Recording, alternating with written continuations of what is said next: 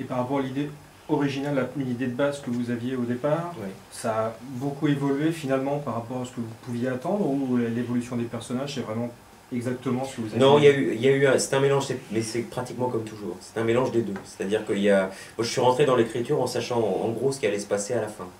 La scène du dernier tome, le hologramme, la substitution finalement des hologrammes au-dessus de Montmartre, la conflagration finale, l'émeute urbaine, la folie de Bourgard, tout ça je savais avant. Ce que je savais pas, c'était plutôt les petits détails d'arrière-plan qui font éventuellement la richesse de l'œuvre. Par exemple, le personnage de Monsieur Song, le voisin chinois, au début c'est vraiment un personnage qui ne devait pas réapparaître parce qu'il était là pour situer l'action, montrer que c'est le quartier chinois de Paris, et puis que voilà, c'est un voisin, il récupère la première anomalie.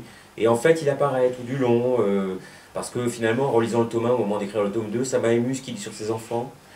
C'est marrant d'ailleurs de dire ça alors qu'on a écrit soi-même les dialogues, mais une fois qu'on les a écrits, c'est plus les nôtres, quoi. C'est les personnages qui les prononcent. Donc je me suis dit, tiens, il parle de ses enfants, ça veut dire qu'il les voit pas souvent. En même temps, il a peur de les amener à Paris parce que voilà, c'est lui qui craint en ce moment. Donc je me suis dit, il y a un peu de vérité humaine et de profondeur à récupérer si on le retrouve à la fin, et que finalement ses pires craintes se sont réalisées. Voilà, donc c'est des petits détails comme ça. Voilà. Pareil, la gargouille au départ, je savais qu'il y aurait une gargouille, mais j'avais pas prévu cette espèce d'utilisation à contre-emploi, c'est-à-dire le fait de le présenter d'abord comme un monstre et ensuite comme un personnage positif finalement, qui s'allie à bras forts pour l'aider à vaincre dans le dernier volume. Donc c'est plutôt ces petites surprises-là et ces évolutions inattendues, ces passages de l'arrière-plan au premier plan qu'on n'avait pas prévu, qui font qu'on a un sentiment de surprise et de vie.